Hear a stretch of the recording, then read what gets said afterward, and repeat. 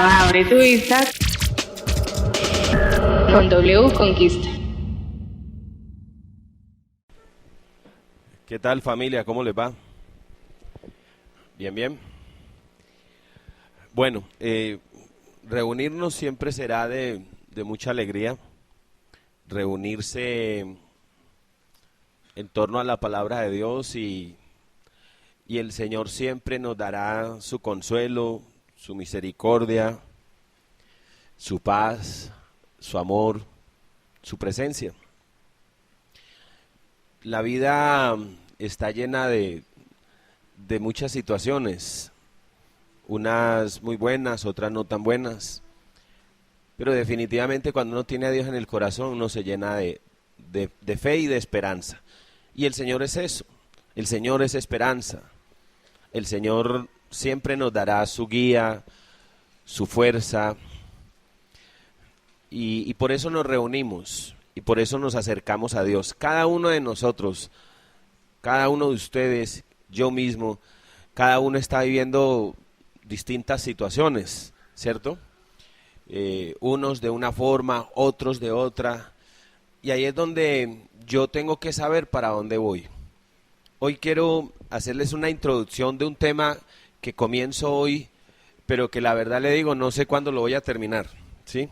Son varias partes que tenemos que hablar, porque definitivamente ha sido revelacional para esta familia este tema y tiene que ver mucho con nosotros. Pero comencemos desde el principio. Vamos a Hechos capítulo 7.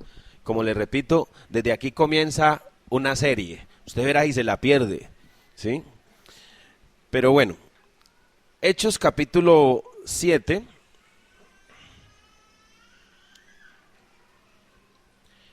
Hechos capítulo 7. Y vamos a leer desde el versículo 2 en adelante. Dice, y él dijo, varones hermanos, padres, oíd, el Dios de la gloria apareció a nuestro padre Abraham estando en Mesopotamia antes que morase en Aram. Y le dijo, sal de tu tierra y de tu parentela y ven a la tierra que yo te mostraré. Entonces salió de la tierra de los caldeos y habitó en Harán. Y de allí, muerto su padre, Dios le trasladó a esta tierra en la cual vosotros habitáis. Y no le dio herencia en ella, ni aun para asentar un pie, pero le prometió que se la daría en posesión y a su descendencia después de él, cuando él aún no tenía hijos. Y le dijo así, que su descendencia sería extranjera en tierra ajena, y que le reducirían a servidumbre y los maltratos por 400 años. Mas yo juzgaré, dijo Dios, a la nación de la cual serán siervos, y después de esto saldrán y me servirán en este lugar. Bueno, vamos entonces a ubicarnos poco a poco en este pasaje. Dice el versículo 2, ¿dónde comienza todo? ¿Dónde se origina? ¿Dónde se da? Varones, hermanos y padres, oí el Dios de Israel, se le apareció a nuestro padre estando en Mesopotamia antes que morase en Aram. ¿Cuál es el origen de Abraham? ¿Y qué significa Abraham para los cristianos? Abraham significa el comienzo de una línea de bendición que extiende hasta estos días. La Biblia dice que ustedes y yo venimos de los lomos de Abraham. La palabra de Dios dice que todo el cristianismo se sustenta en este personaje llamado Abraham. Es más, le quiero decir, no tan solo el cristianismo, los musulmanes, el judaísmo. Imagínense lo grande que es este nombre. Un hombre llamado Abraham, que significa lo mismo para los judíos, para musulmanes y para cristianos. Entonces, vale la pena entender quién es Abraham, de dónde sale, qué tiene que ver con mi vida. Entonces la Biblia me ubica a este señor, un hombre Abraham que vivía en Mesopotamia, era oriundo de Mesopotamia. Y cuando uno va a la historia, Mesopotamia era una tierra idólatra. Los orígenes de Abraham eran unos orígenes, es más, se podría decir hasta oscuros.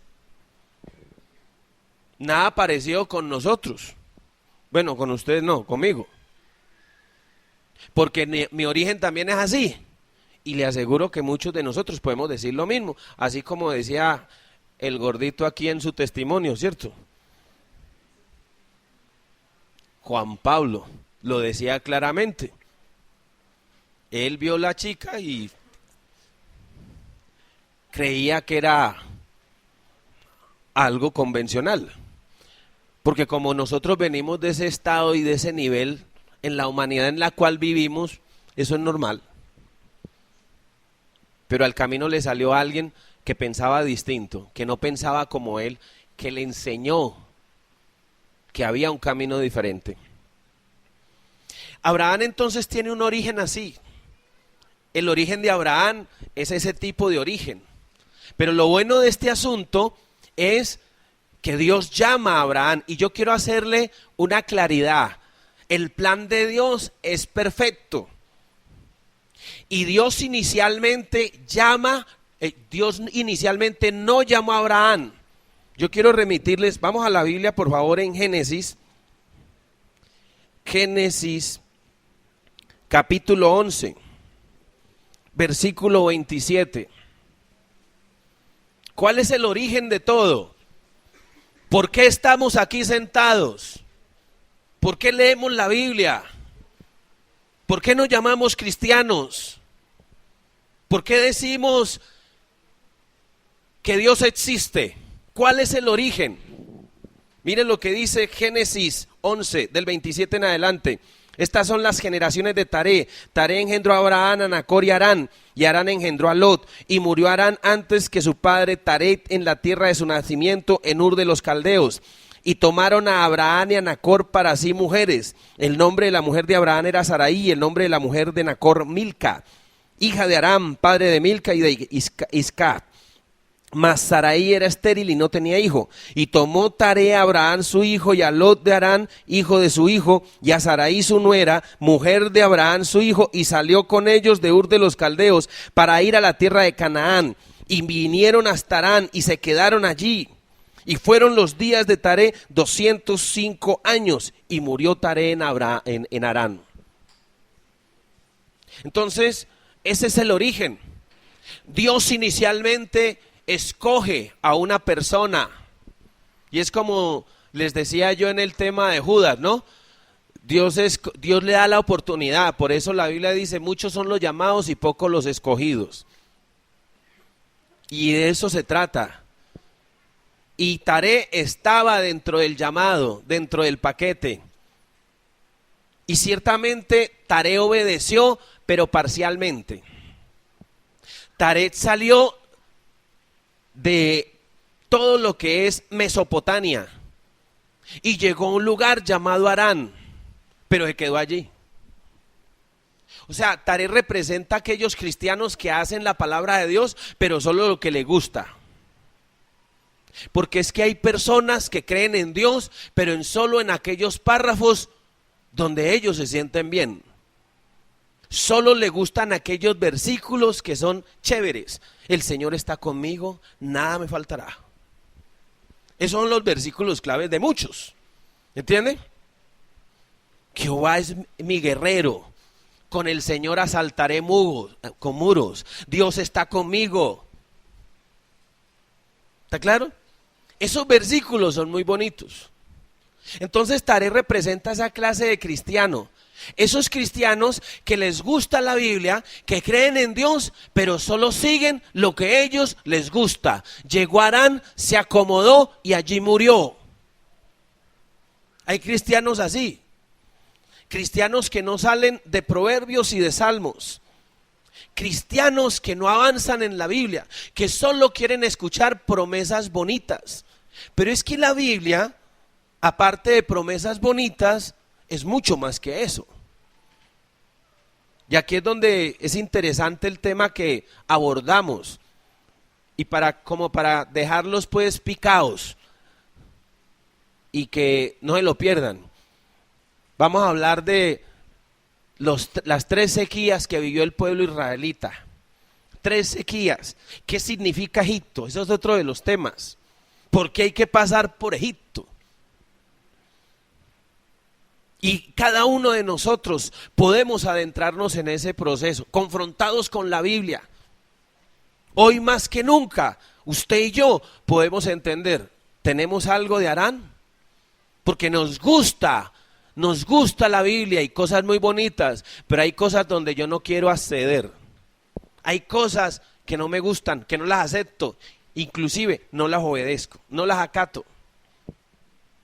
Entonces tomamos la Biblia pero por partes, lo que me gusta, lo que me interesa, pero la palabra de Dios es un todo. La Biblia es un paquete, es un menú. Y así como hay que comerse la ensalada, así a muchos no nos guste, es necesaria el paisaje para la salud y para lo demás. El menú es ese. Entonces cada uno de nosotros tenemos que entender. Ahora, vamos a ver, ¿qué pasó? Muere Taré. ¿Dónde murió Taré? En Harán. ¿Dónde quedó Taré? En Harán. Pero me encanta lo que dice la Biblia en Génesis capítulo 12. Porque cuando Taré se quedó y se estacionó en Harán, y Dios no obliga a nadie. ¿Usted quiere quedar en Harán? Quédese en Harán, mi hijo. Le voy a repetir un versículo en el capítulo 11. Mire y verá. Óigalo bien. Mire lo que dice el versículo 31. Y tomó Taré a Abraham su hijo, y a Lot y a Harán de su hijo, y a Sarai su nuera, mujer de Abraham, y salió de ellos, de Ur de los Caldeos, para ir ¿a dónde? A Canaán, a la tierra prometida, a la tierra de la leche y de la miel. La mirada y el llamado y el objetivo era Canaán. Pero ¿dónde se quedó? ¿Dónde se quedó? En Harán. Y hay algunos que no van a llegar a la tierra prometida. Se van a quedar a la mitad del camino, porque se estacionó en Harán. Y le quiero contar el paso de Taré y de su familia por Harán. No fue poco tiempo. Según la historia, fueron más de 30 años que se quedó ahí. Se quedó ahí. ¿Y qué hacemos? Y esa es la decisión. Y usted decide si se queda en Harán o si prosigue a la tierra prometida. Y ser cristiano significa eso, avanzar, crecer. Pero hay cristianos que llega un momento donde ya no avanzan porque, no, es que yo no quiero compromiso.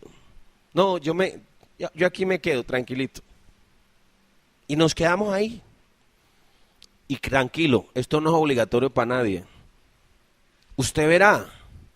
Lo único que yo le digo es que Canaán es lo que Dios quiere para nosotros. Y Canaán significa tierra prometida, tierra de leche y de miel, tierra de bendición. Y es lo otro. Y aunque nacimos en Mesopotamia, y aunque nacimos en tierra ajena, y aunque mi origen era oscuridad, Dios me inserta en la bendición. Y la idea es adentrarme en Canaán, en las promesas, en la bendición del cielo. Pero eso de adentrarme en la bendición tiene que ver mucho con que yo lo crea, con que yo lo acepte, con que yo esté dispuesto a pagar el precio. Y ir a Canaán implica pasar por Harán, no quedarme en Harán. Entonces es eso. Si yo le preguntara a usted, ¿cuánto hace que Dios le llamó a vivir las promesas del cielo, a adentrarse en la tierra prometida, a vivir las promesas de Dios? Y sin embargo está en Harán y todavía nada de eso sucede. Y pasan los años y la vida y nada pasa. Es algo que yo tengo que revisar muy bien. Y como Dios no se queda con nada, Taré no quiso avanzar hacia la tierra prometida. Entonces el siguiente en el orden era Abraham. Entonces ahí vamos a Génesis 12. Y en Génesis 12, mire lo que dice la Biblia. Pero Jehová había dicho a Abraham: vete de tu tierra y de tu parentela, de la casa de tu padre, a la tierra que te mostraré, y haré de ti una nación grande. Y aquí es donde nace todo. Un hombre que le crea las promesas de Dios. Un hombre que sale de Harán, Sale del lugar donde estaba, le creyó. Dios le había dicho que saliera, pero su padre Taré no le había dejado. ¿Ahora qué era? Ya había muerto Taré, ya tenía que tomar decisiones él. Y este es el momento más increíble, el momento de la decisión, ir hacia la tierra prometida, ir hacia esas promesas que Dios tiene para nosotros. Y eso va a ser cierto en nosotros cuando nos dispongamos, cuando creamos, cuando realmente le digamos: Señor, aquí estoy.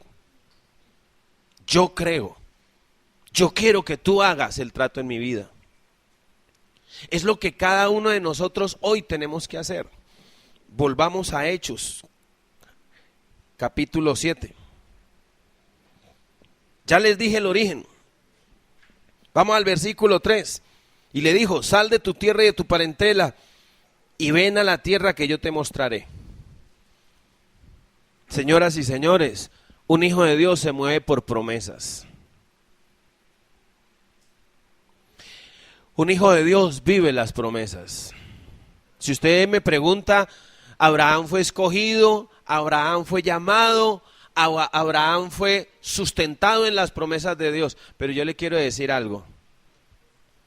En el camino, Abraham decidió obedecer a Dios. Pero a pesar de que Abraham obedeció a Dios, en el camino le sucedieron muchas cosas a Abraham.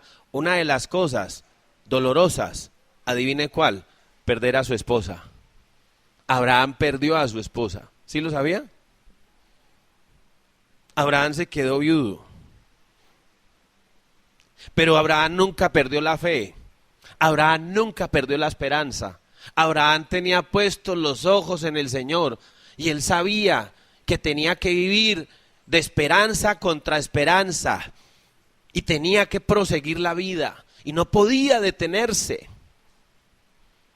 Por eso cuando nos referimos a Abraham es un ejemplo de desafío, de enseñanza y de formación, donde yo tengo que darme a esa disposición. Sebas, aquí hay silla para usted, venga, mijo, bienvenido. De manera que, ¿qué es lo que quiere Dios? Es eso, que usted y yo vivamos las promesas del cielo, que nos dispongamos, que nos dejemos tratar y formar. Ahí entonces Dios nos establece eso. Hay que salir, tengo que salir, salir es necesario.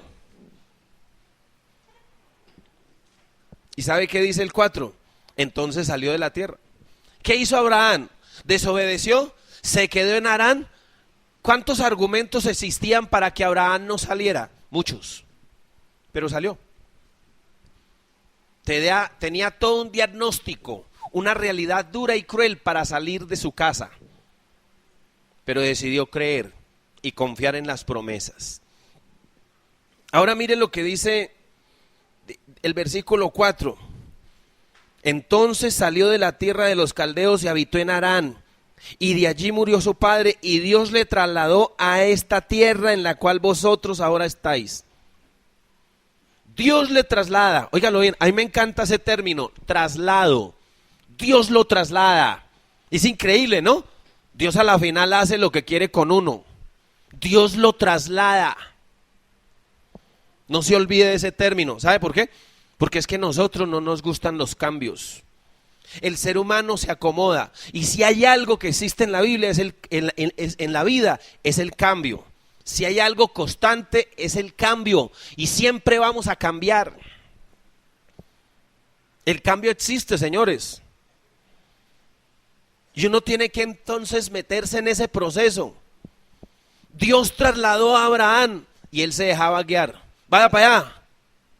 Vaya. No le ponga razón, no le ponga lógica. Crea, obedezca, déjese guiar, déjese enseñar, déjese instruir. Traslado, cambio, tome la decisión. Dios le trasladó, pero mire lo que dice más adelante. Y no le dio herencia en ella, ni aún para asentar un pie. Entonces, ¿usted cómo entiende eso? Y es que aquí yo tengo que entender, Dios llamó a Abraham con promesas, pero promesas que no iban necesariamente a disfrutar él, porque Abraham representaba no un hombre, Abraham representaba una descendencia, un pueblo, toda una nación. En los lomos de Abraham se levanta el cristianismo, la descendencia, y él salió para Canaán. Cualquier egoísta, miope, ciego, está siempre ¿y cómo voy yo ahí? Él se ve lleve, ¿no? Y cuando no vemos algo que nos gusta, entonces renunciamos. Pero la palabra de Dios dice claramente que Abraham no fue dueño de nada, ni siquiera en el lugar donde puso su pie, pero ese lugar fue el que le heredó a su legado, a su descendencia. Y un hijo de Dios siempre piensa en descendencia, piensa en su legado. Y esto es algo fascinante y maravilloso. Cuando uno levanta una descendencia. Pero hay personas que creen que lo que le tienen que dar a su hijo son bienes materiales. Y yo les quiero decir, qué bueno que le deje. Pero la verdad le digo, no le dejamos lo más importante. Formación, enseñanza. ¿Cuál es el testimonio que le hemos dejado? ¿Qué le ha enseñado a usted su hijo? En Pasto, cuando yo dirigía Pasto, yo duré en Pasto 5 años y medio. Desde que yo llegué hacia ciudad, en la avenida Panorámica, en una esquina muy famosa, grande y hasta un lugar muy costoso, caro en propiedad, había un edificio yo creo que tenía por ahí unos 7, 8 pisos, en obra negra. Y pasaban los años y esa vaina no avanzaba. Y un día yo pregunté, mira, ¿y esa vaina qué? ¿Quién es el dueño de eso? Y entonces me contaron la historia. Era un señor que tenía mucho dinero y tenía como 7 hijos, tiene 7 hijos. Y cuando se murió, eso era la herencia. Y los hermanos a esta altura de la vida, algunos de ellos, no se pueden ver ni en pintura y no han podido repartir la herencia. Y hace más de 15 años que el señor se había muerto. Y el edificio ahí cayendo a pedazos. Hijos, hermanos que no se podían ver ni en pintura. ¿Qué le dejó? Ladrillo, cemento, no más. ¿Qué le dejó a sus hijos? Eso. No levantó una descendencia, levantó posesión. Y una cosa es fundamentar promesas y otra cosa es levantar posesiones. Son dos cosas distintas. Y yo hacía la claridad que cuando uno sigue las promesas del cielo, Dios le va a dar lo material, pero por añadidura. Mis ojos no están allí. Y aquí es donde viene el tema interesante que vamos a hablar todos estos días de la vida de José. José fue un hombre, un joven que fue vendido como esclavo a los 17 años. En Génesis capítulo 39, versículo 3, dice la Biblia claramente que José fue vendido y que José, Dios lo prosperaba. Pero ¿sabe cuál es la palabra más clave de la vida de José? Dios estaba con José. Dios estaba con José. Ahora yo le hago una pregunta a usted. ¿Quién le enseñó a José a conocer a Dios? ¿Cuál es el legado que su padre Jacob le dejó? El legado, Dios. Porque José estuvo esclavo en un Egipto. Y durante 13 años fue esclavo, fue preso. Pero donde iba, Dios le prosperaba. Pero todo lo que él hacía, se lo había enseñado su padre en 17 años. De niñez, de adolescencia. Su padre le había enseñado eso. Su padre le había hecho una túnica de colores. Su padre había dedicado su vida para levantar un patriarca, un hombre de fe, un legado. Pero hoy se levantan muchachos que en la esquina, el amigo lo hace desviar del camino. Imagínense que es tan frágil lo que los padres hoy le enseñan a sus hijos, que en la esquina, en una fiesta, en una rumba, ahí queda la virginidad, la dignidad de la niña, en marihuanada, droga, todo eso. Porque son padres que se dedicaron a levantar lo material, pero nunca han levantado un legado. Es más, podríamos decir que hay padres que han iniciado a sus hijos en eso. Yo he visto padres que le han enseñado a sus hijos a tomar trago. Tome trago, que un hombre berraco tiene que emborracharse. Yo he conocido padres que llevan a sus hijos a conocer a la primer mujer de su vida y alquilan una señora por el favor sexual para que escorche el peladito. Así es. Lamentablemente, hay padres que han iniciado a sus hijos en eso. Droga, trago, maltrato, desviaciones, desórdenes. Hay hijos que han cogido la iniciativa de pornografía y demás. Adivine por qué.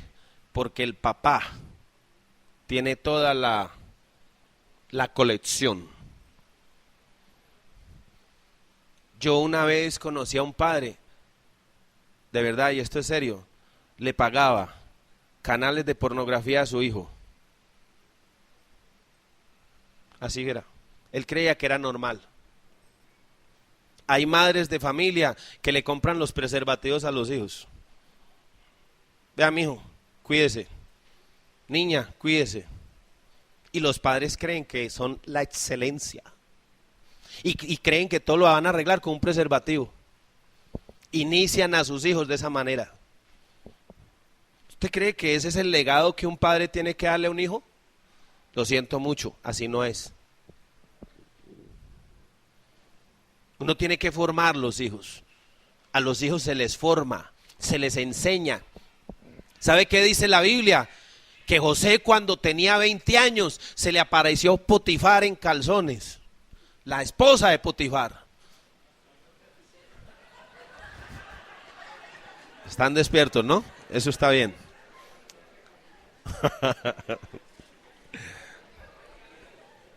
¿Y qué hizo José? Hizo lo propio. ¿Usted cree que él cogió el preservativo que le había dado su papá Jacob? No, es que ese lenguaje no era el de él. ¿Sabe cuál era el lenguaje de José? El lenguaje de José es temor de Dios. Eso fue lo que le enseñó su padre Jacob. Le enseñó a temer. Temo al Dios de los cielos. Tengo temor. Tengo principios. Creo en el Dios de los cielos. Y eso está mal hecho según la Biblia.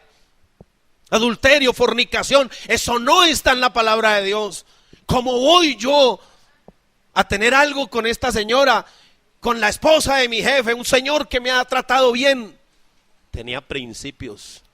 ¿Quién le enseñó eso? Su padre Jacob. ¿Cuál es el problema nuestro?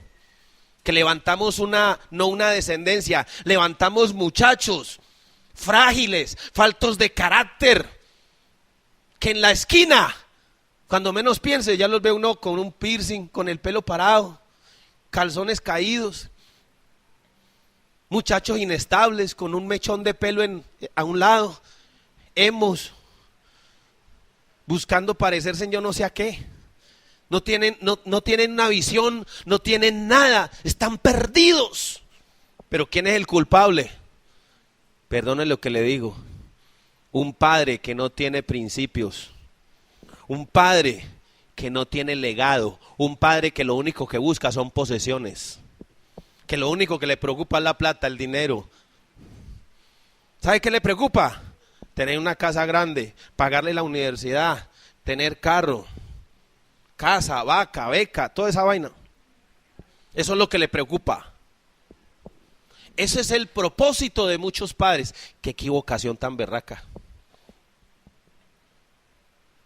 Yo me acuerdo que cuando mi hijo se fue a graduar del colegio, el famoso paseo, ese bacanal que arman los muchachos el fin de cuando terminan el bachillerato, que lo llaman para San Andrés o yo no sé para dónde. Y eso, mejor dicho, es una cosa terrible. Entonces mi hijo me dijo, papi, hay un paseo. Pues, no, usted no va para allá. Ah, ¿y cómo así? No, yo ya le tengo planeado su paseo. Tranquilo. Usted no se preocupe. Le digo, usted se va para Israel.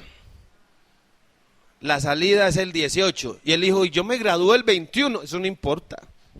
Una foto con una toga y un birrete. Y eso no vale. Baje para Israel mejor. Todo tiene que ver cómo uno inicia a los hijos. Voy a traumatizar el niño sin la foto del birrete. ¡Ay! El recuerdo. La verá y se recordará toda la vida.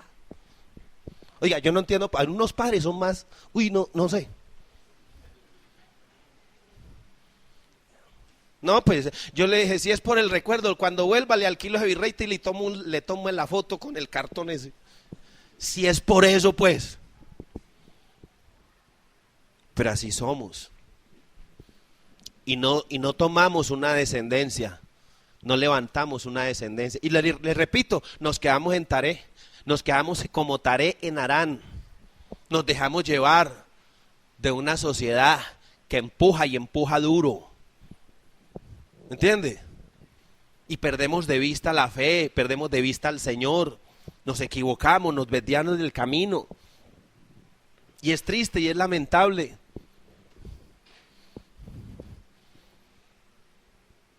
Y entonces perdemos de vista lo que Dios nos ha dado. Y es lo que yo he querido enseñarle a muchos, pero yo no sé, a veces tienen lucidez espiritual y a veces retroceden. Retrocedemos. En la Biblia retrocedemos y Dios no quiere eso. La Biblia marca una pauta clara. ¿Me entiende? Pero hoy por hoy la sociedad impone ese ritmo. Hoy la gente no está buscando descendencia. Hoy la gente está buscando, vea, quédese aquí, yo me voy para Estados Unidos, unos pesos, un trabajo y luego vuelvo. Y no ha pasado un tiempo y el matrimonio se acaba. Y yo hasta la saciedad, yo digo desde aquí a cada rato, las mujeres, pero yo no sé, como que no me entienden. No es bueno que el hombre esté solo, respírele en la nuca. Pero no, es que el trabajo, es que hay que pagar arriendo, es que no hay dinero, es que está jodido. No sé, ese versículo lo inventó usted. Primera de Judas, capítulo 10, o yo no sé qué. Pero la Biblia dice otra cosa. La Biblia dice otra cosa. Y uno lastimosamente ve cómo se destruyen las familias, los hogares. Y cada vez una felicidad que uno ha construido, una estabilidad, se va cayendo poquito a poco. Y va entrando en crisis. Y adivine por qué. Porque nos quedamos en Harán. Porque dejamos de vivir las promesas de Dios para vivir lo de la posesión. Entonces les voy a repetir el versículo 5. Vamos a leerlo todos, ¿vale? Vamos a leerlo, a ver, a la 1, a las 2 y a las 3.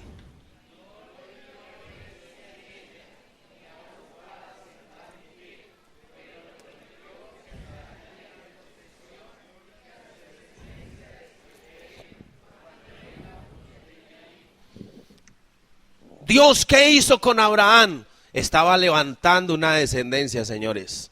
A veces somos tan miopes, tan ciegos, que no entendemos eso. Dios está levantando es una descendencia. Dios no, hay gente que solo vive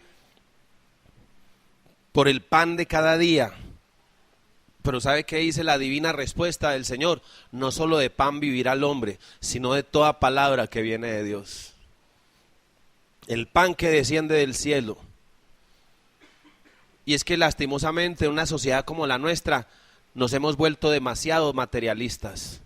En una sociedad como la nuestra nos volvemos demasiado metalizados, donde todo está en torno a eso, a la propiedad, a lo material, a lo que tengo. Si no tengo, no soy nada, no soy nadie. Y eso no es así. Y no hay nada más extraordinario que eso. Yo me acuerdo que yo tuve un hermano menor. Mi hermano menor, nosotros éramos 5 hermanos. Yo el primero, un par de mellizas, luego mi hermano y por último la menor de todas. Mi único hermano, yo me llevaba muy bien con mi hermano, pero hay una diferencia muy grande entre mi hermano y yo. Mientras que yo era el mayor de la casa, el que me tocó levantarme solo, mi hermano, como era uno de los últimos, pues mi mamá se aferró más a los hijos menores. Prácticamente me sacó del llavero a mí. Y yo no le echo la culpa a mi madre porque es que la necesidad era tanta. Y pues hay que darle a los menores y el mayor pues se defiende un poquito más. Entonces si mi hermano se convirtió en la ñaña de mi mamá. De verdad, se lo digo en serio. Mi hermano era muy diferente a mí. Mi hermano era una persona estudiosa. Mi hermano se levantó a pulso. Él terminó su bachillerato, su universidad, su especialización. Hablaba inglés, estaba aprendiendo por allá francés. Trabajaba como ingeniero en EXA, una empresa electrificadora del Valle del Cauca. Iba muy bien. Y yo siempre que lo invitaba, yo le pagaba el redil a mi hermano para que fuese. Y nunca iba porque siempre estaba ocupado. Y cuando mi hermano se casó, él no pensó en salir de la casa. Él montó un segundo piso en la casa y se montó porque él no quería salirse de las naguas de mi mamá. Y mamá feliz de la vida, porque la alegría de mi madre era mi hermano. Profesional, buen trabajo. Pero miren lo que hace Dios. Y aquí es donde yo quiero que ustedes entiendan que la soberanía de Dios es la soberanía de Dios. Yo me encontraba con mi hermano. Disfrutaba mucho de él. Y la verdad, me acuerdo mucho que el día que se graduó, ese día me llamó. Me gradué. Ahí me dio mucha alegría, porque para él era muy importante. Era su logro, era su éxito, era lo que quería. Y lo había hecho a pulso, porque mi mamá nunca tuvo dinero para eso. Y mi madre puso su esperanza en su hijo. Pero yo les quiero decir que un día mi hermano, en su carro, en Cali, por robarle un carro, le dieron un balazo en la cabeza. 33 años tenía mi hermano, 3 hijos. Fue muy duro. Mi madre casi se destrozó. Y yo tuve que restaurar a mi mamá. Y yo le tuve que enseñar a mi mamá. Y le dije, mamá, tú pusiste los ojos en tu hijo. Al hijo excelente. Al hijo estudioso. Al hijo bueno, porque era muy bueno. Humanamente, mi hermano era mejor que yo. Yo nunca me olvido de eso. Y yo me tuve que sentar con mi mamá durante muchos días y hacerle entender a ella que su esperanza no era su hijo, que su esperanza era Dios.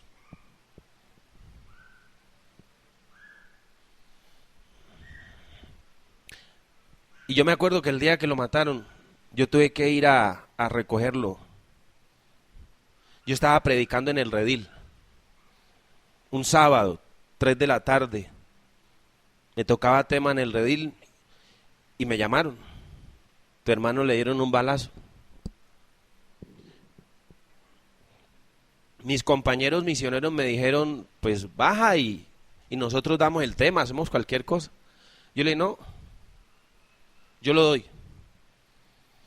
Media hora más, media hora menos, yo no voy a solucionar nada. Cuando bajé, pues yo ya se había muerto. O sea, fue algo prácticamente instantáneo. Y ver a mi hermano que lo sacan en una chuspa negra, en una bolsa. Para mí eso fue una enseñanza trascendental. ¿Dónde le queda el título? ¿Dónde le queda todo eso a uno? No se muere y nada se lleva. Y esa noche que sacamos a mi hermano, pues nos fuimos para la casa. Y toda la noche yo prediqué, toda la noche. Yo no descansé esa noche, no dormí. Y yo le enseñaba a la gente eso. Si hay alguien que tenía que haber muerto antes, era yo. Porque mi hermano era bueno.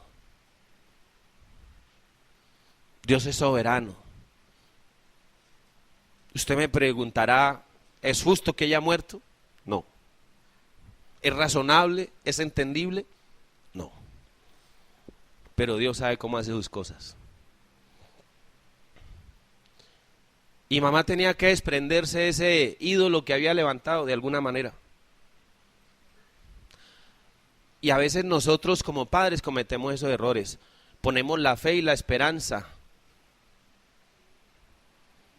Y yo, si hay algo que quiero enseñarles hoy es que mi fe y mi esperanza es Dios.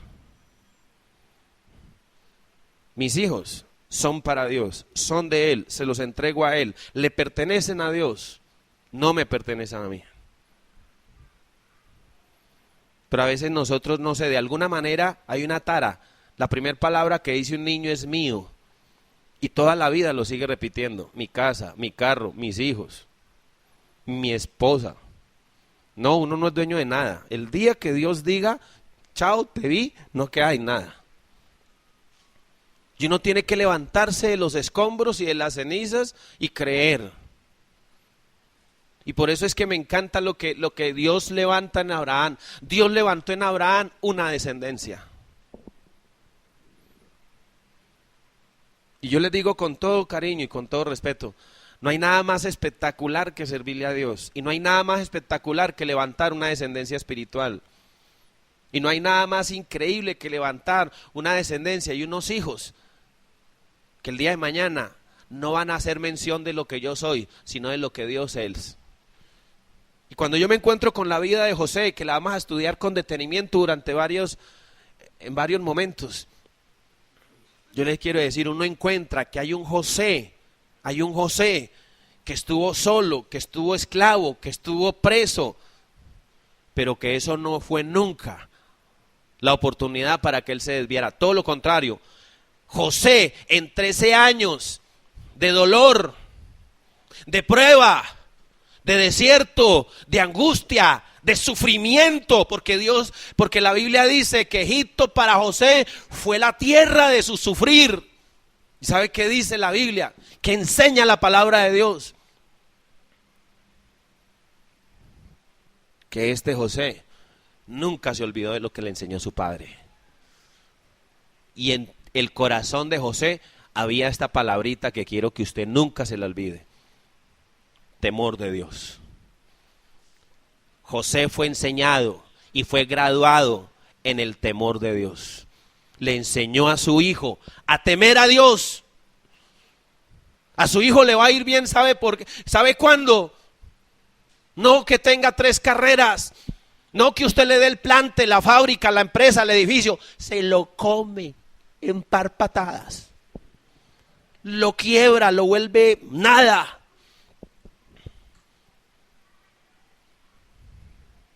Su hijo lo que necesita es temor de Dios. Enséñele a su hijo a temer a Dios. La primera vez que yo fui con mi hijo, que tenía 12 años, Emanuel. Y luego me fui con David, a los 12 años yo lo llevé a Israel. Y en el muro de los lamentos, nunca me olvido lo que yo le dije a mi hijo. Mi herencia es esta. No es una casa, no es un carro. Es más, no tengo nada de eso. Y ahí en el muro, en un lugar donde yo oro, en ese lugar que es mío, Dios me lo dio. Yo le dije a mi hijo, esta es mi herencia. Y le abrí la Biblia y le di el versículo. Mi herencia es Dios. Tu herencia es Dios. Y es lo que cada uno de nosotros tenemos que hacer. Pero le repito, nos volvemos tan materialistas, perdemos de vista la fe. ¿Sí me entiende? La semana mayor, la semana santa, la semana más sagrada de la palabra de Dios, y más de un cristiano se fue a broncearse el ombligo. Yo no sé dónde tienen a Cristo, si en los tobillos o qué. Pero mire, pero Dios le prometió que le daría posesión. Mire lo que dice la Biblia. Dios le prometió y a su descendencia. La posesión viene como consecuencia de. La posesión viene como consecuencia. No es mi prioridad. Pero adivine, ¿cuál es la prioridad? Las promesas. Abraham era portador de las promesas del cielo. Te daré descendencia, yo soy tu padre, tú eres mi hijo, eres bendito. Y es increíble lo que Dios hace. Y no todo es color de rosa.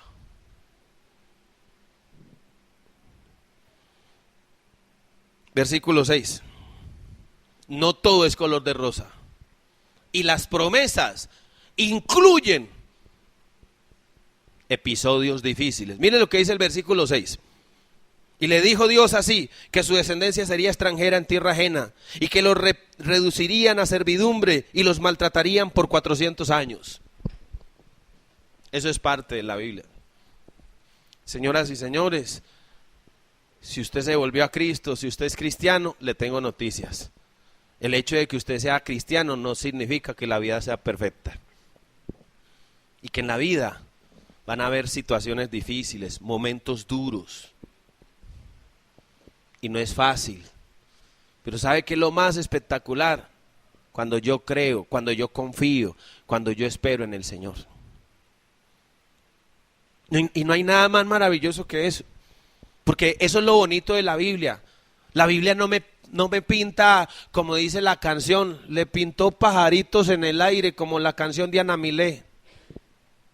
No, la Biblia es clara, contundente. La palabra de Dios es viva y eficaz. Y eso es lo que yo hoy les invito para que ustedes y yo pensemos en eso. Las promesas incluyen momentos difíciles.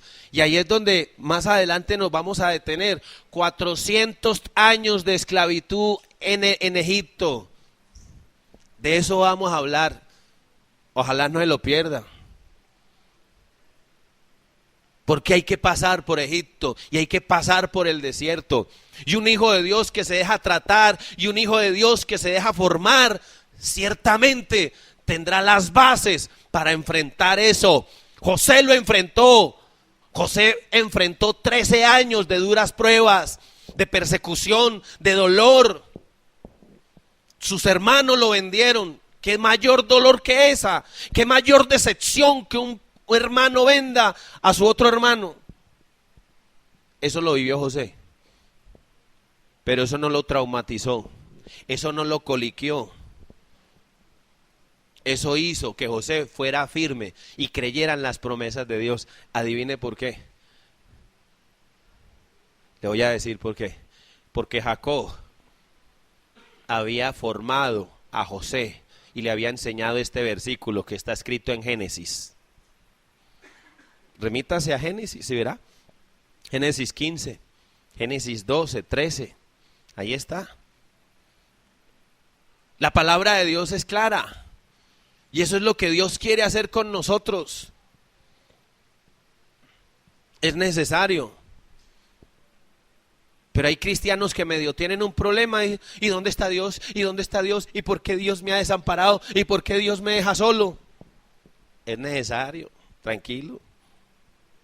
Y lo que más me gusta a mí, que es lo que yo aprendí en mi vida, y es algo que yo repito mucho, es una frase que me encanta, porque dice mucho de lo que yo he vivido, que la única forma que uno aprende a nadar es tragando agua.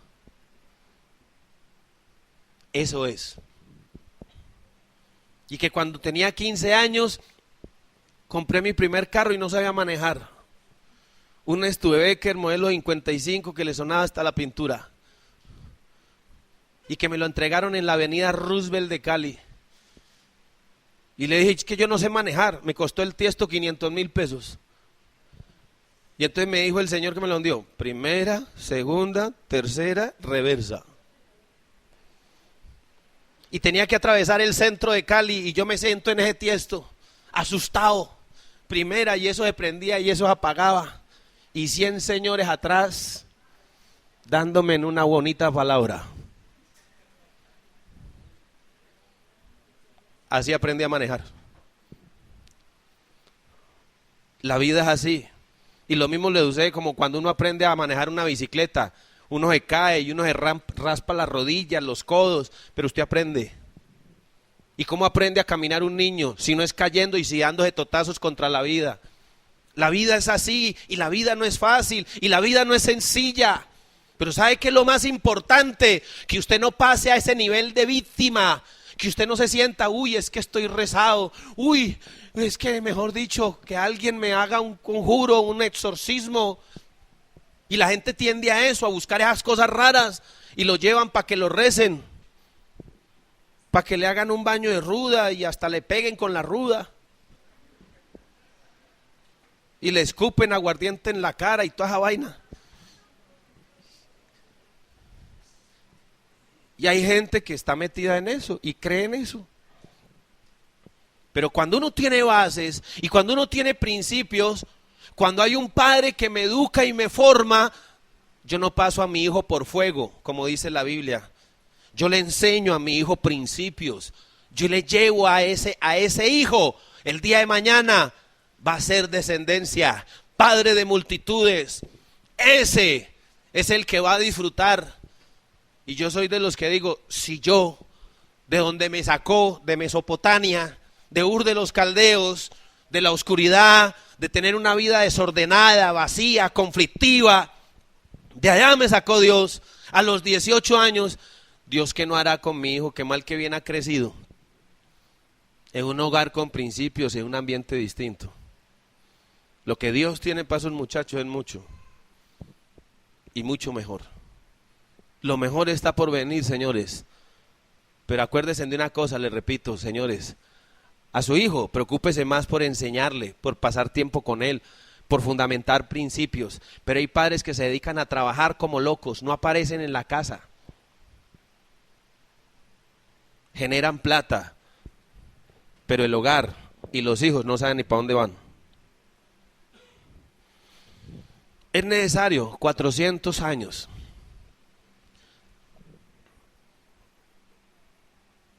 Sigamos. Versículo 8. Mira este versículo tan espectacular.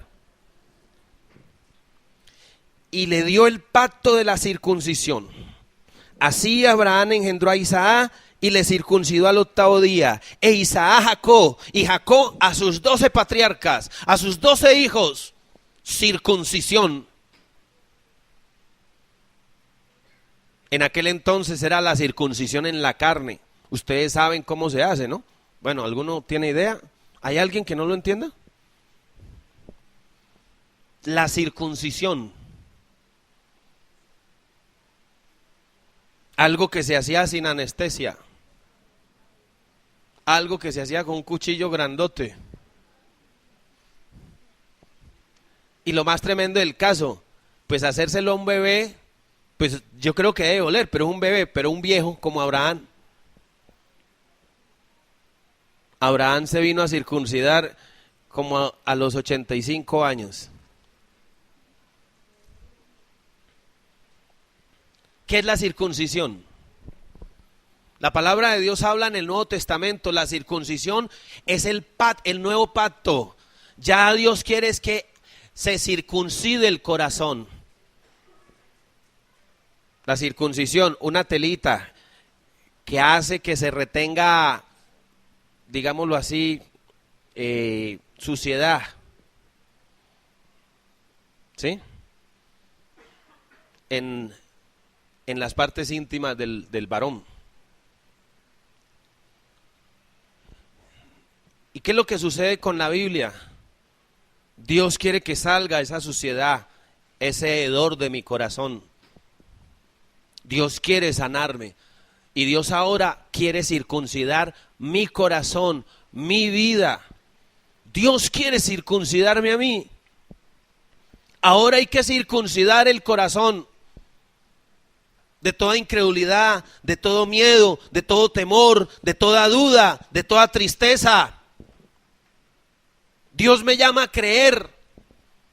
Por eso el pacto. Abraham circuncidó a Isaac, Isaac circuncidó a Jacob, Jacob circuncidó a sus 12 hijos, a sus 12 patriarcas, y los llama patriarcas. Tremendo, ¿no? Porque eso hace un padre, genera un legado, genera una descendencia.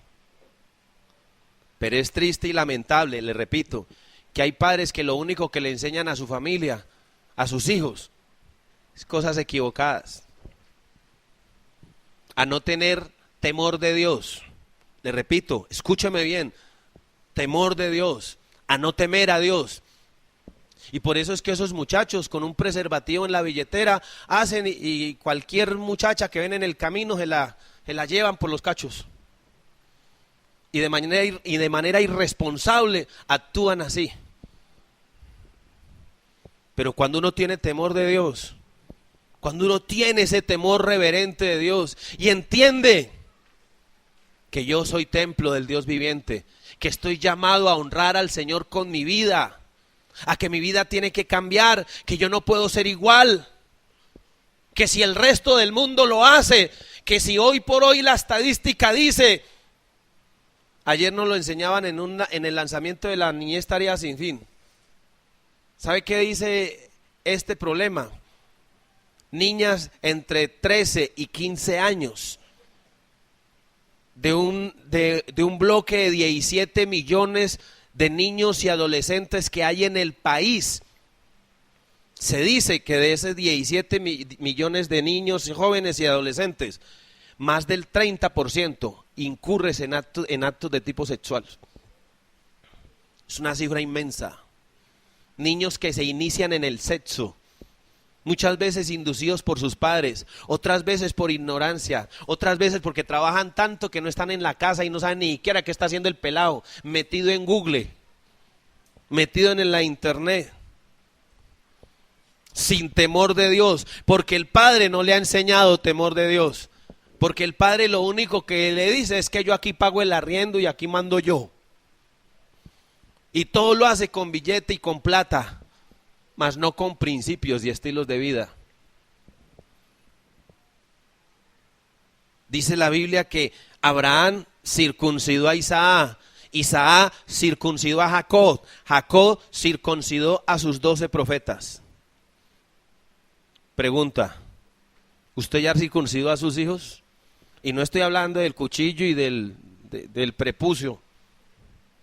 Estoy hablando del prepucio del corazón. Estoy hablando de sacar la oscuridad del corazón y del alma del hijo. Estoy hablando de limpiarle el corazón a ese hijo para que tenga fe, para que crea en esperanza contra esperanza, para que no dude, para que no se llene de miedo. Pero ¿sabe una cosa? Uno ve a esos pelados deprimidos. Es tremendo. Muchachos que se están reuniendo en unas discotecas y se toman unas pepas. Yo no sé cómo les llama eso, estas, y bueno, varios nombres tiene esa joda. Muchachos locos, de verdad, desquiciados, sin principio, ni propósito, ni metas. decepcionados de la vida. Se encuentra uno a los muchachos en una esquina. Vea, aquí a la vuelta, como a las 2 cuadras, hay un estanco. Algunas veces yo he pasado por ahí, cuando he salido a viajar temprano, 4 o 5 de la mañana, esa esquina está así, pululan, lleno de muchachos, perdidos, embolatados, no saben para dónde van. El alto índice de jóvenes que se suicidan. ¿Y quién es el culpable? Un padre que no circuncida a su hijo, un padre que no marca a su hijo con la circuncisión del cielo, que no educa, que no forma, que no enseña, que no guía. Enséñele a su hijo eso. Lleve a su hijo a que sea formado. Levante una descendencia, no levante hijos para la guerra, como dice la canción por aquí.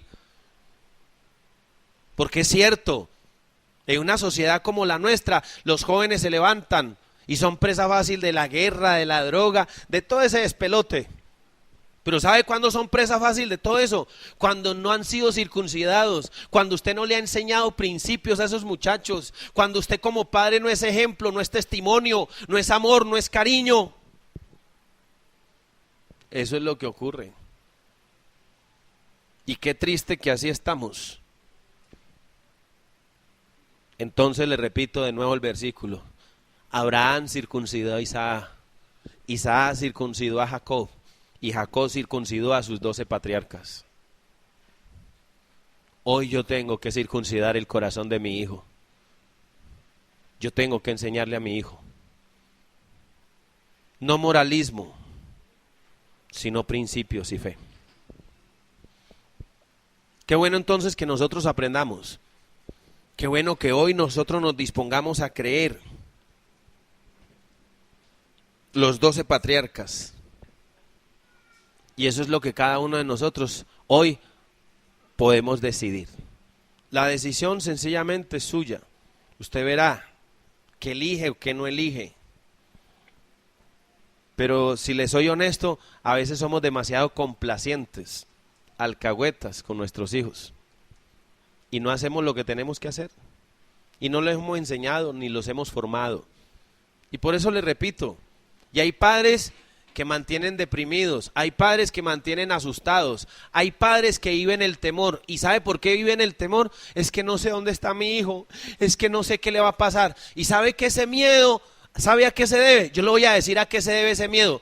El miedo suyo no es qué le va a pasar o qué le van a hacer. El miedo suyo es en verdad que usted sabe que su hijo, usted no lo ha programado para que enfrente la vida.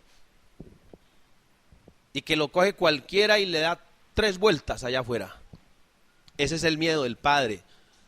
Pero cuando usted sabe que ha formado ese hijo puede estar como un José en un Egipto, en medio de la idolatría, en medio de todo ese desorden. Y José mantuvo el temor a Dios porque fue enseñado, porque fue informado, porque fue guiado y sustentado en la palabra de Dios. Lo tenía.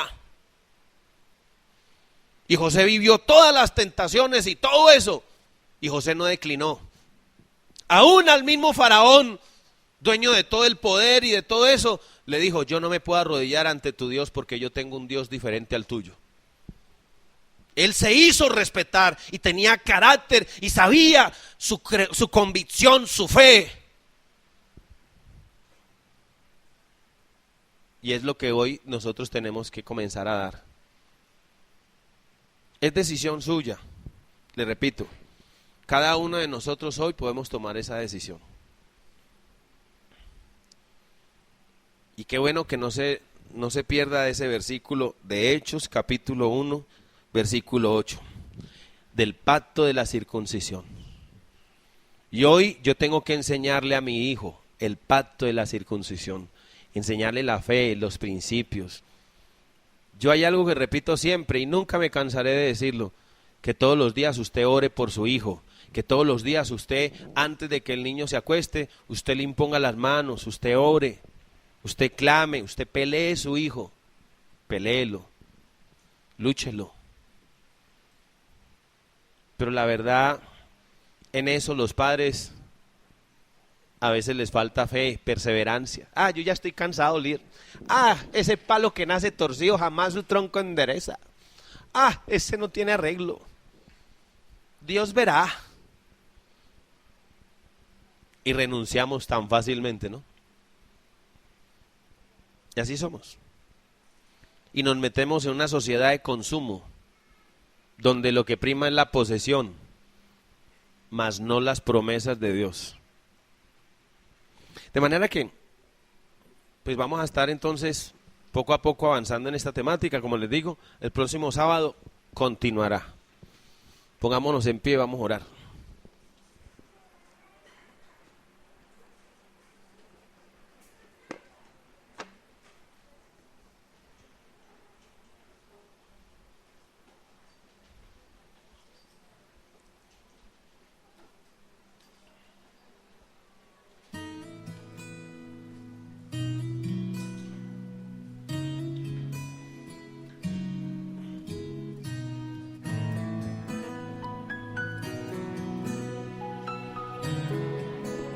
Cierre sus ojos, incline su rostro, acérquese a Dios.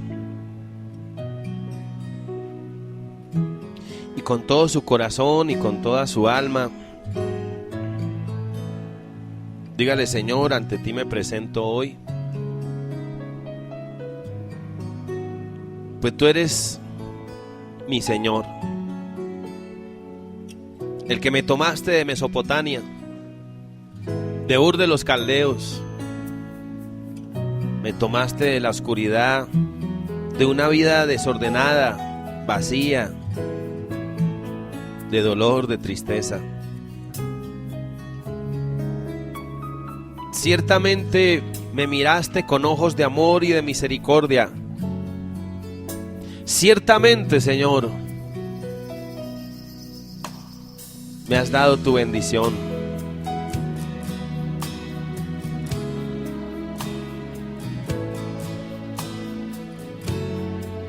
Y si Dios te ha escogido y te ha dado la bendición, es una bendición que tiene que trascender a tu descendencia. Tus hijos, tu familia, tu hogar, tu familia, todos ellos. Llamados a experimentar la bendición de Dios. En el camino de la vida se dejan cosas, se pierden personas que amamos y queremos. Pero lo bueno es colocar los ojos, el alma y el corazón en las promesas de Dios. Levante sus manos y dígale: Señor, trae tu consuelo y tu paz a mi vida. Que entienda hoy, que entienda siempre, que mi esperanza eres tú. Que mis ojos están puestos no en el pedazo de tierra que pueda estar pisando hoy, en una posesión. Que mi vida se establece en ti, que tú eres el legado más grande que tengo. Que creo en ti, Señor, que creo en ti, mi Dios.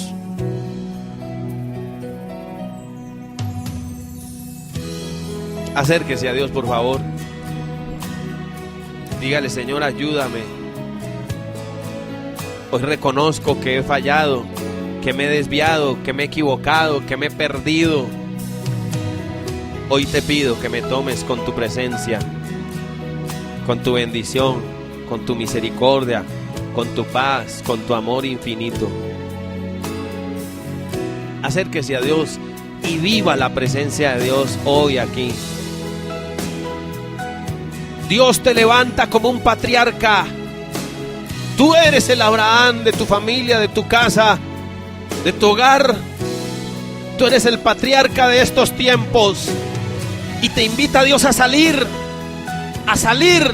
de una sociedad de consumo que me invita a desordenarme, a gastar más de lo que tengo, a aparentar lo que no soy,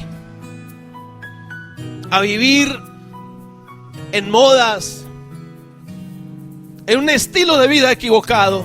Dios me invita a salir. Es tiempo de salir de ese estilo de vida equivocado. Para abordar Canaán, para apropiarme las promesas del cielo, yo tengo que salir. Deja ese viejo hombre, deja esa vieja naturaleza. Levántate como el patriarca. Y Dios te invita a que levantes una descendencia. No unos pesos en el banco, no una estabilidad financiera y de pronto hasta un bienestar para la vejez. Porque los hombres de fe miramos hacia el futuro, hacia la descendencia, y creemos en esperanza contra esperanza. Y no dudamos ni nos llenamos de temor, sino que creemos. Y yo le invito para que levante sus manos y le diga: Señor, aquí están mis manos, porque como Abraham soy portador del pacto de la circuncisión. Hoy, Señor, soy el encargado de circuncidar el corazón de mi hogar, de mi familia, de mis hijos. Levante sus manos y dígale: Señor, hazme sabio y diligente para circuncidar con cuidado el corazón de mi hijo, para no tirármelo, para no atropellarlo, para levantar una descendencia que crea en ti. Levante sus manos y dígale: Señor, por favor, hazme ese Abraham, de mi casa, de mi hogar, de mi familia, de mi cuadra, de mi ciudad, de su empresa, del lugar en donde usted esté. Tú eres el Abraham portador de las promesas. Tú eres el Abraham que prodiga luz, que genera alegría, fe. Levántate como Abraham, levanta tus manos y colócalas delante de Dios y dile: Señor, hazme sabio para circuncidar el corazón a mis hijos, a mi familia, para hacer ese ejemplo, para hacer ese testimonio de vida. No para generar odio, no para endosar en el corazón de mis hijos rabia, envidia, dolor, frustración, vacío, confusión. Levántame, Señor, para generar esperanza, para que siempre, Señor, crean en tus promesas. Que lo que yo tengo para mis hijos, mi mayor herencia, no es un pedazo de tierra, no es una porción de dinero. Que mi mayor herencia eres tú, Señor, tus promesas. Que crezcan con temor a ti. Y cuando enfrenten el Egipto, que por Egipto van a pasar, y cuando enfrenten el desierto, y cuando vivan persecución, envidia, porque en el mundo estamos, van a estar preparados para ser el José. Y ante los desafíos no van a declinar, todo lo contrario, van a fortalecerse y van a acordarse de aquella herencia que recibieron de su padre. Levante sus manos, por favor, levante sus manos. Yo bendigo tus manos, que son las que circuncidan. Yo levanto tu vida hoy, entendiendo que cuando levantas tus manos, hoy te dispones para que Dios te circuncide a ti. La Biblia dice que el primer circuncidado fue Abraham. Dios aplicó circuncisión en la vida de Abraham primero. Y el primer circuncidado tengo que ser yo. Que Dios hoy quite todo lo que tenga tu corazón. Y que hoy te prepare para ser el Padre de multitudes. El que lleva bendición al 100%. Yo te bendigo, Hijo del cielo. Te bendigo para la gloria de Dios. Te bendigo para la gloria del Señor. Tú eres restaurador, levantador, el que restaura, el que libera. Yo te bendigo hoy en el nombre de Jesús. Te bendigo hoy, aquí y siempre. Bendigo tus diezmos, bendigo tus ofrendas, porque cuando tengo el corazón circuncidado, doy con alegría y con gozo. No hay duda, no hay inseguridad, no hay temor. Yo bendigo tus diezmos y tus ofrendas. Le invito para que abrace a su familia. Reúnanse ahí en familia. Y que Dios nos dé consuelo, que Dios nos dé su paz. Bendiga a sus hijitos, bendiga a su esposa, bendiga a sus hijos. Yo bendigo tu casa.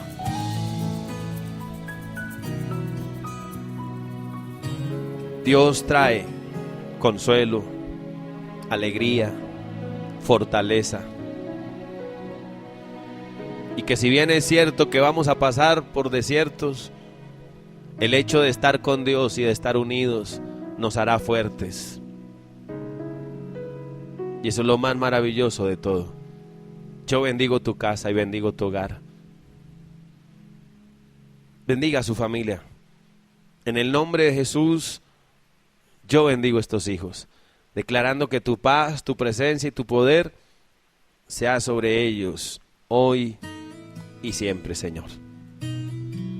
Amén, bendito Dios. Sentémonos un segundito, por favor. Escuchas W Conquista.